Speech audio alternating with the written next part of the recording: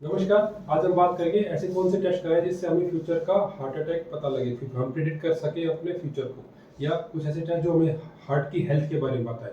तो ये काफ़ी कॉमन क्वेश्चन होता है जो हमारे ओपीडी में हमारे पेशेंट आते हैं कि भाई सर हम वैसे तो ठीक है लेकिन हमें कौन से टेस्ट कराने चाहिए जिससे हमें हार्ट की दिक्कत पता लगे, टाइम से पहले पता लग जाए। या हमारे पास कोई पेशेंट होता है जिसकी छल्ले डले हैं, स्टेंटिंग हुई है, उसके साथ में कोई बंदा आता है जो दिखाने को पूछता है, वो पूछता है कि हमें क्या टेस्ट कराना चाहिए। तो ये काफ़ी कॉमन क्वेश्चन है, इसी के बारे में हम आज बात करेंगे। तो ऐसा हम क्यों रहता है ये इतना इम्पोर्टेंट, क्योंकि हार्ट डिजीज एक प्रिवेंटेबल है जिसको हम रोक सकते हैं। और आज के टाइम में सबसे ज़्यादा मौत, डेथ वर्ल्ड में हार्ट अटैक कारण ही हो रही है। Prevention is better than cure. तो अब बात, काफ़ी पेशेंट होते हैं जो हॉस्पिटल तक नहीं पहुंच पाते हैं।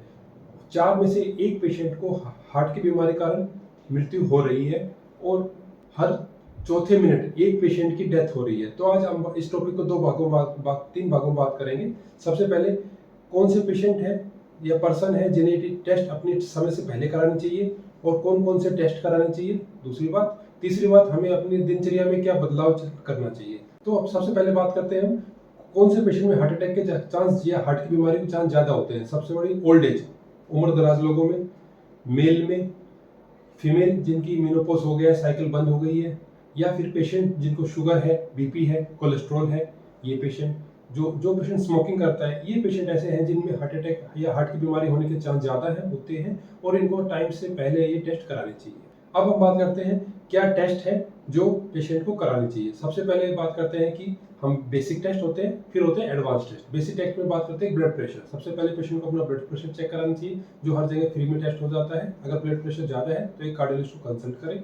दूसरा टेस्ट होता है कोलेस्ट्रॉल चेकिंग, जिसमें HDL हो गया, LDL हो गया, ट्राइग्लिसराइड हो गया, लिपोप्रोटीन ए हो गया, ये टेस्ट कराएं। अगर ज़्यादा है तो एक हृदय रोग विशेषज्ञ कंसल्ट करें या कार्डियोलॉजिस्ट से कंसल्ट करें। तीसरी बात करते हैं अपने शुगर चेक कराएं, जिसमें RBS या HbA1c ये टेस्ट होते हैं, ये चेक कराएं। अगर ये ज़्यादा है तो एक एंडोक्राइनोलॉजिस्ट या एक डायबिटोलॉजिस्ट की सलाह लें।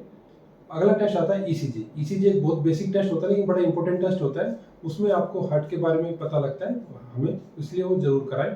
पांचवा टेस्ट होता है HSCRP। ये एक इन्फ्लेमेशन मार्कर होता है और थोड़ा बहुत हार्ट का फ्यूचर का बताता है। फिर बात करते हैं हम कुछ एडवांस टेस्ट जो हार्ट के कराए जाते हैं, जिसमें 2D इको होता है, जो हार्ट का एक अल्ट्रासाउंड होता है, हार्ट के फंक्शन के बारे में बताता है। दूसरा टेस्ट आता है स्ट्रेस इको। स्ट्रेस इको में हम इको TMT करते हैं और ये नियरली इक्विवेलेंट टू एंजियोग्राफी होता है और हार्ट के काफी हद तक हमें इसका आइडिया दे देता है और ये test nearly equivalent to angiography होता है। तीसरा टेस्ट आता है CT एंजियोग्राफी, या जिसको coronary artery calcium score check करा जाता है। ये काफी एडवांस टेस्ट है, जबकि ये स्पेसिफिक पेशेंटों में किया जाता है, सब में नहीं किया जाता।